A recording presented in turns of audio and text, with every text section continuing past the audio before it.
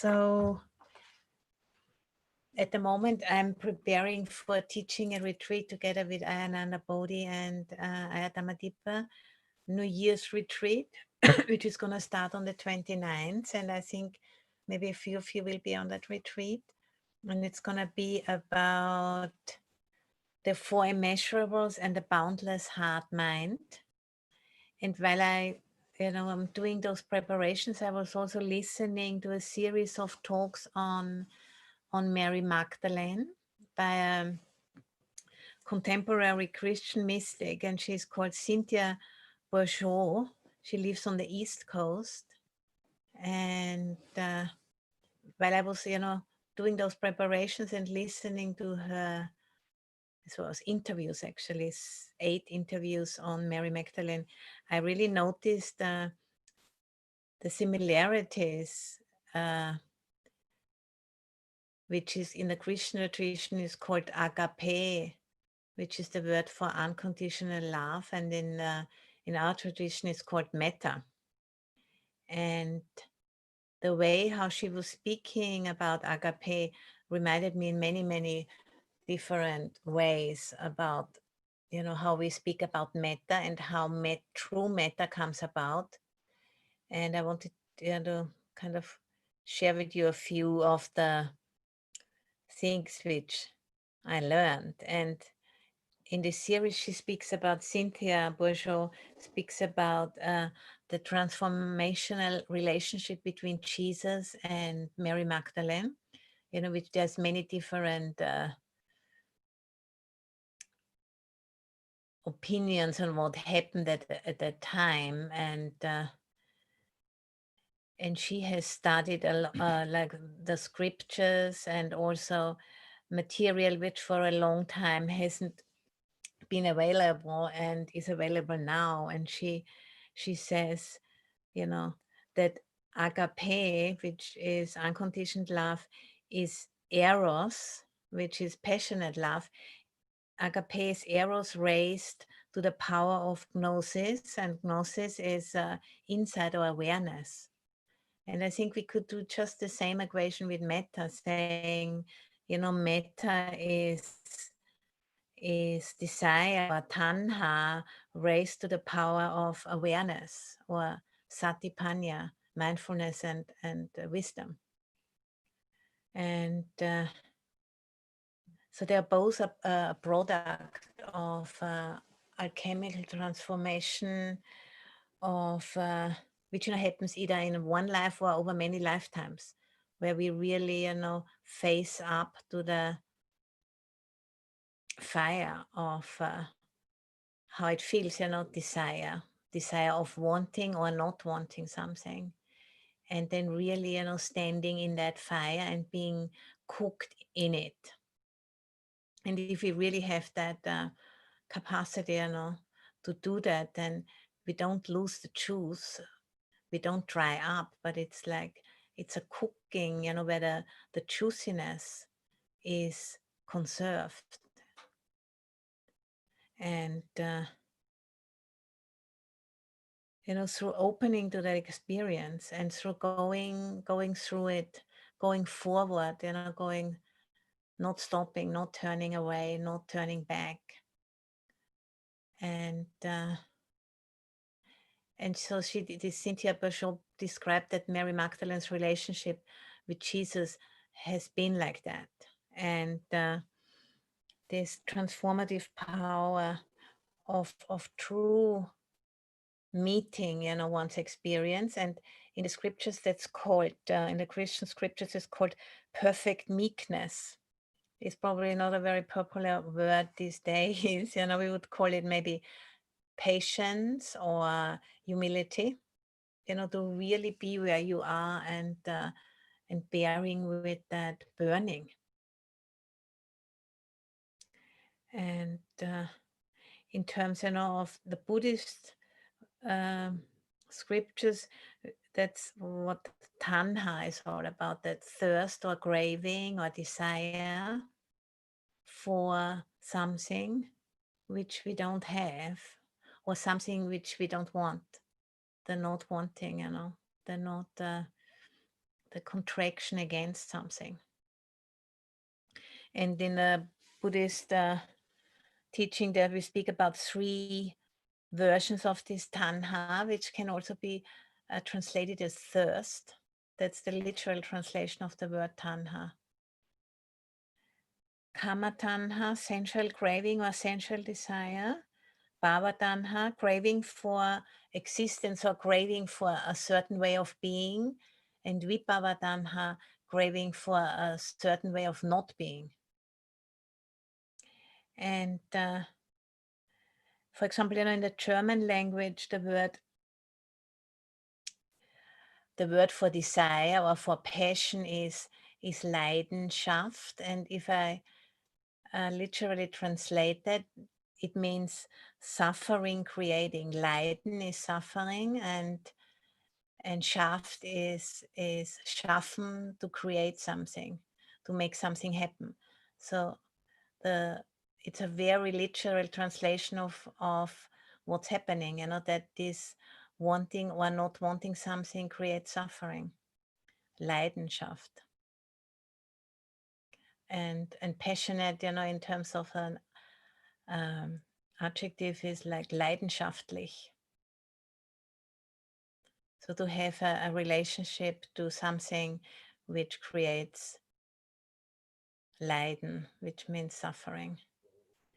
And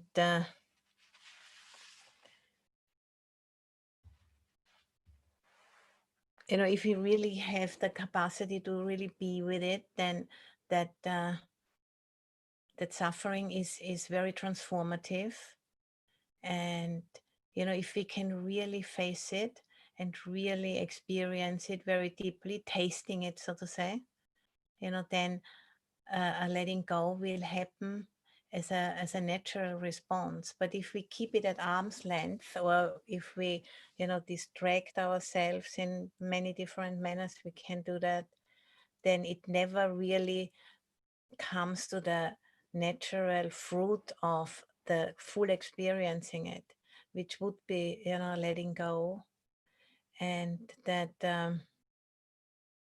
that willingness to bear with the turmoil, the inner emotional and energetic chaos and turmoil, that's which would this is the cooking, this is the fire which takes care of the letting go, but it has to be really experienced.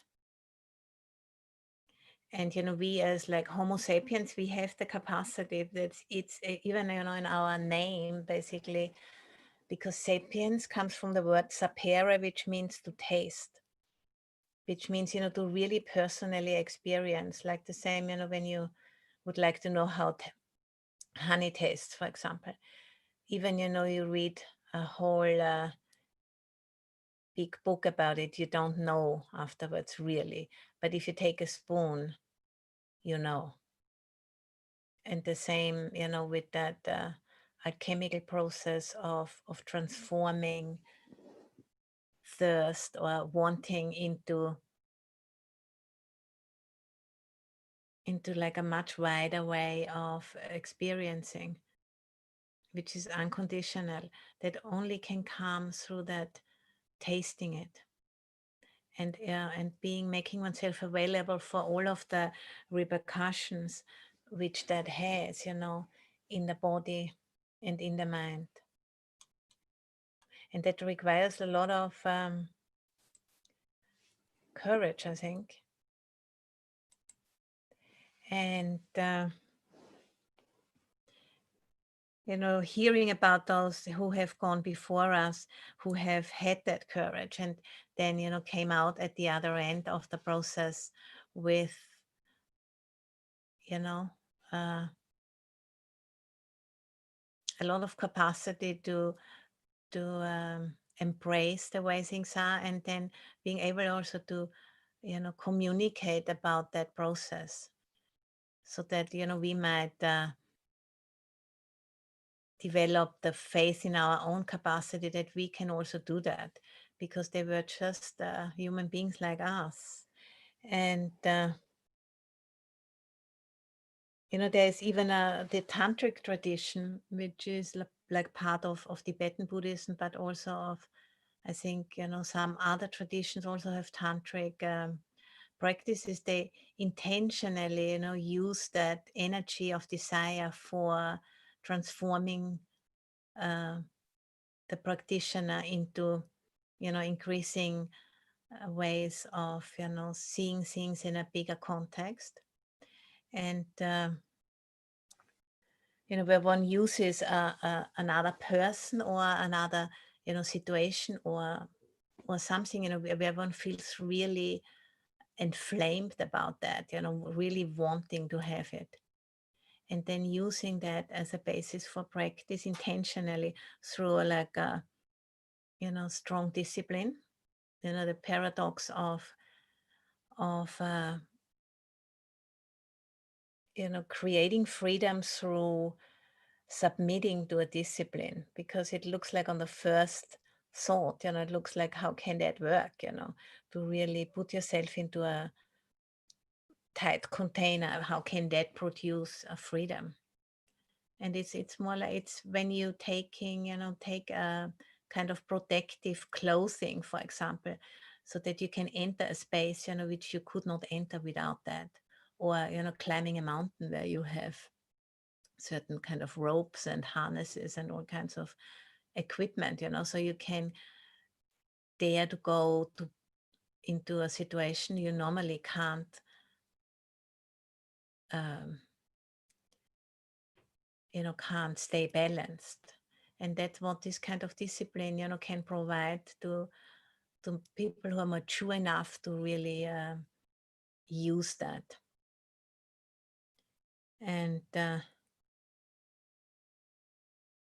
so, through going right through a certain challenge in terms of a beloved person, maybe, or a beloved, situation, or whatever it could be, which kind of really kicks up a lot of desire, a lot of wanting, and using that, you know, this igniting, which is is kicked up, through the presence of someone, or also it could be a situation or something one really wants in terms of a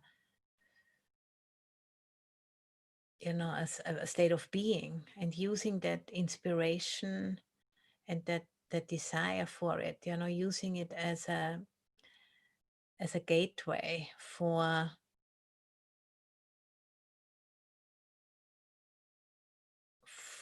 going through that strong experience and being transformed by it. And in the Christian sense, that would be going right through it to the cosmos or to God. And in the Buddhist tradition, we'd call it like, arriving at full awakening or a non-separation through bearing with that strong experience. And it can be, can be a dangerous practice. The tantric practices are considered dangerous practices because, if we are not mature enough, they can completely, blow us apart. And then, because the energies are so powerful, and we think we can handle it, and then actually we can't, and then it's too late. So that's why, the tantric path is considered like a dangerous path, and one really needs to be ripe for it, and needs to have a good teacher to really be able to stick it through. And only the one who is able to suffer can go through that doorway. And the word apathy actually means a refusal to suffer. So the result, of the refusal to suffer leads to apathy, which is like a form of depression, I'd say. And it comes from the Greek word pathean, which means to suffer. And the A in front of it is the negation of it, So that capacity to suffer is incredibly important on the path. And it's maybe not the best thing to say, in the beginning of the practice, because then people mightn't be so interested in it. But, even, in the Buddha's teaching, when the Buddha speaks about the paticca samuppada, the dependent origination, there is like the reverse dependent origination can, if we start with suffering and, using that as a wake up call, really, for practice. And, trying to use this, our innate drive, for expansion, and using that as a as a jumping board into the process of transformation. And there's this beautiful quote of Thich Nhat Hanh, who says, "We are here to awaken from the illusion of our separateness. We are here to awaken from the illusion of our separateness." And to wake up from an illusion is usually more or less, painful, because it requires a giving up of perceived limitations which we have received through our conditioning, and then growing through that is more or less painful. And and if we are pathetic, if there's a refusal to suffer, then we just get stuck there, get blocked, implode or explode, but there is no true kind of growth. And that can only come from that, being willing to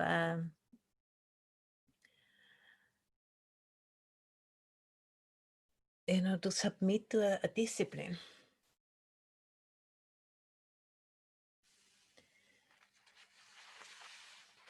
And working with the 4 Brahma Viharas, that's is such a discipline, and which is directly working with widening our circle of concern, and desiring, to be with a beloved person can be a starting point for that, because that's like an experience, where we do feel like a sense of interest in someone else, but it's very tainted, by our personal agenda and by our personal, wanting to possess, and then, using that as a starting point and allowing that to transform us.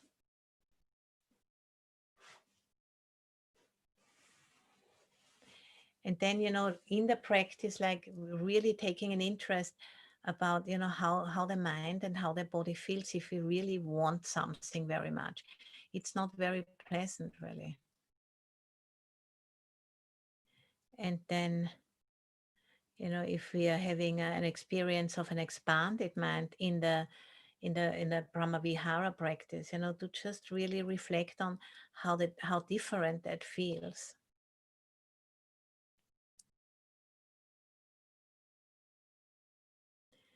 And and being with that contraction, for example, of really wanting something, being with that is can be very difficult,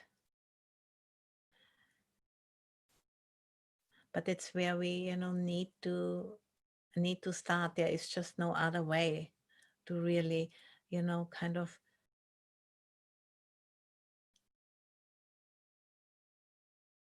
see the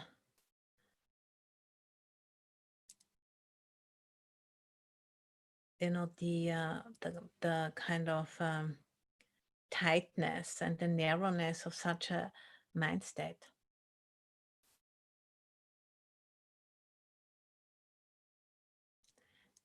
And at the same time, trusting that we have, what it takes to go through it, and trusting, that the law of Dharma is going to take care of that process. We don't have to do anything more than being really aware and mindful of it.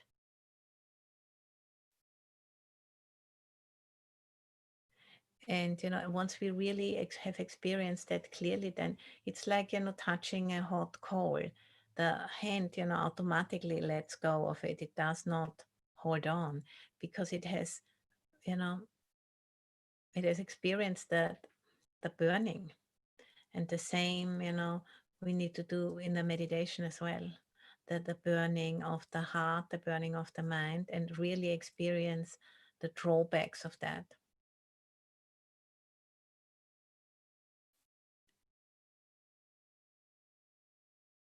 And Agape or Metta, so they are both it's unconditional love. And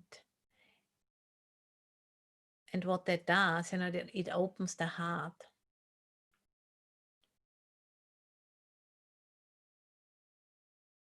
And if there's fear of experience, that won't happen. So the most important thing is to to really attend to our own relationship to that suffering. And if there is fear, to also embrace that fear, because it's normal, if there's a very strong emotion, to be afraid of it, especially when in the beginning of the practice. It's because there's that fear, it's never gonna end, and I'm gonna lose something if I don't act on this. But the only thing which we lose is the narrowness of our love, and the narrowness of our lives.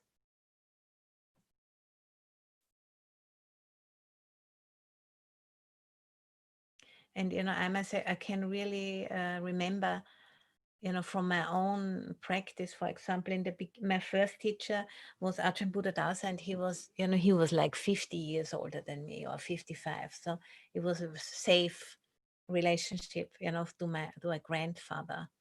I didn't feel too frightened, on a certain level. And then my next teacher was Ajahn Sumedho, who was about 25 years older than me, like to a father, relationship to a father.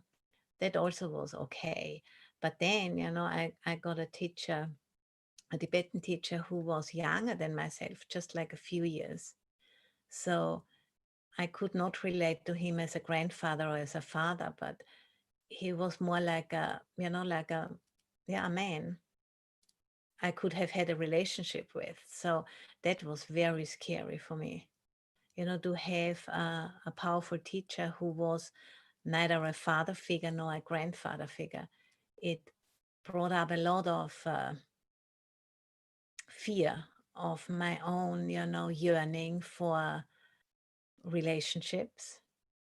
And that was for me very, very challenging for many years, to allow those sensations coming up in me, and not turning away from it, not shutting down, and dealing with the fear of those emotions. because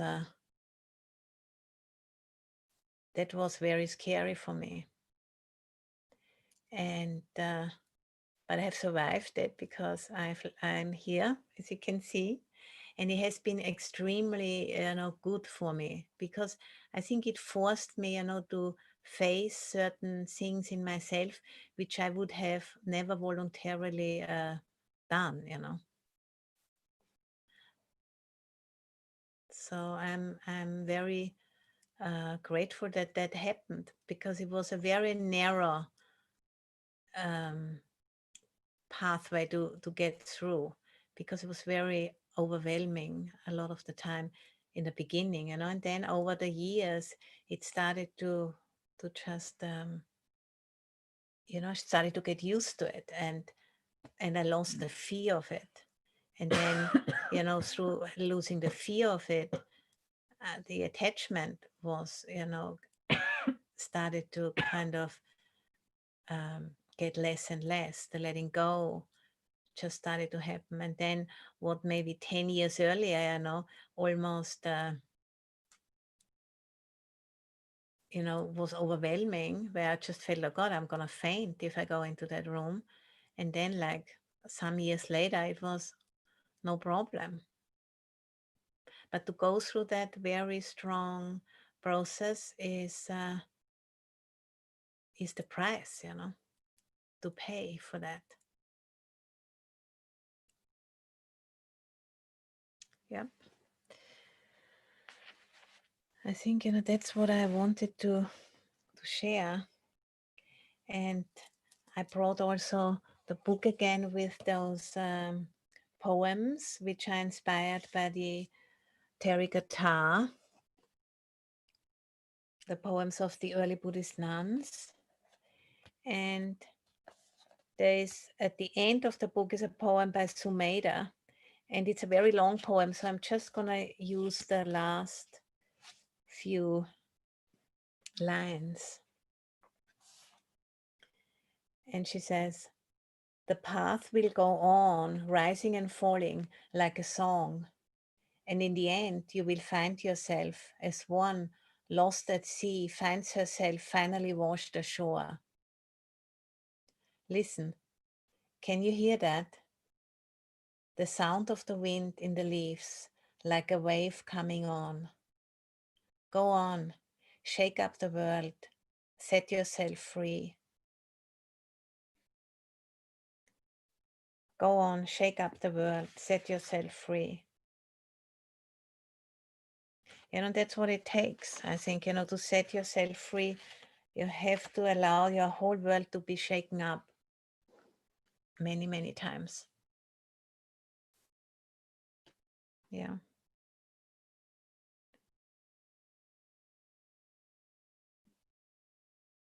And it also reminds me, actually, because I've told it already once, but I tell it again. When I was about like 13 years old, I almost drowned in the Atlantic Ocean, on the Canary Islands.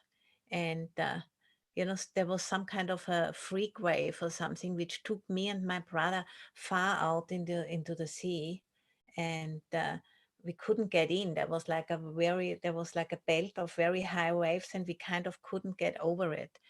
And then at one point I must have either lost consciousness, or I don't know what happened, but I just thought that's the end, and I just gave up, I think. And then suddenly I knocked my knees, and then I noticed that the water was only that deep. So one of those waves must have washed me on the shore, just like as in this poem, actually. Yeah, and I didn't do it. It just happened because I stopped doing. And yeah, and then I walked up, finding my parents and my brother like about a mile or so. I had been, drifting down, it looks like, and they were very happy, when I came back. And I got a T-shirt. Me and my brother, we both got a tie T-shirt as reward. It was great. Yeah. So, yeah, I think I don't have a long talk today. But I thought, that's like a good talk for Christmas to speak about the similarities between our tradition and the Christian tradition, and how central that capacity, humility, and acceptance of suffering is, for all authentic traditions. Because that, that widening and opening of the heart doesn't come through niceties, It comes through the really raw experience of the human condition.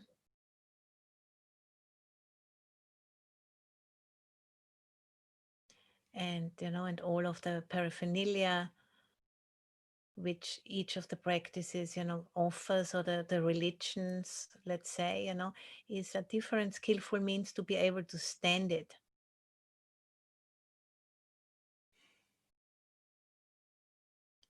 And, the Christmas tree and the Buddha statue and everything else, it's all there to help us to have a sense of inspiration and a sense of uplift and a sense of confidence and a sense of, that there's a whole line of ancestors which have walked this path before us, and they've done it, or not done it, rather they have allowed it to happen. They did get out of the way, and we can do it too. But it's not a pretty kind of a situation a lot of the time. And to have that, trust that this is the way. Because, Mary Magdalene, until today, she is despised, I think, in the Catholic Church, and, painted as a prostitute and whatever they say she has been, because it was very challenging for the establishment to um, have a woman being so close to this powerful teacher.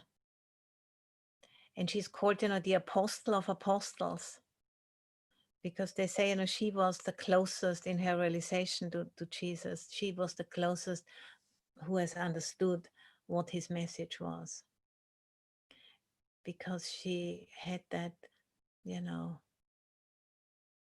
heart connection with him. And then it got all, written down in a very different way.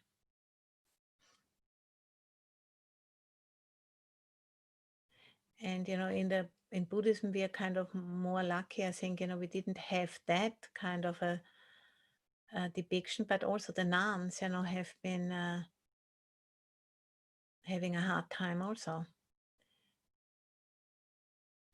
Because, the feminine is generally looked at an emotional kind of a creature, which can't really be trusted because of that. That's what, you can find in the Buddhist scriptures as well. And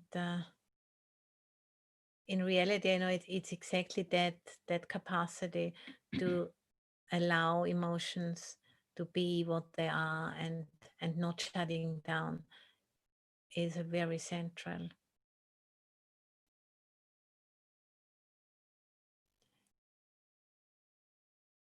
And modern psychology is also very clear about that. So it's increasingly more understood how important that is.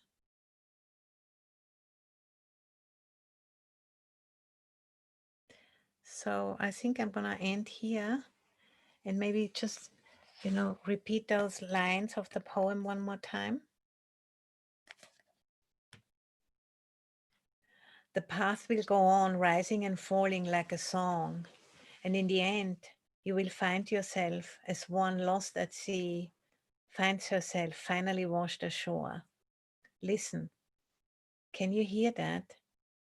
The sound of the wind in the leaves, like a wave coming on. Go on, shake up the world, set yourself free. Okay.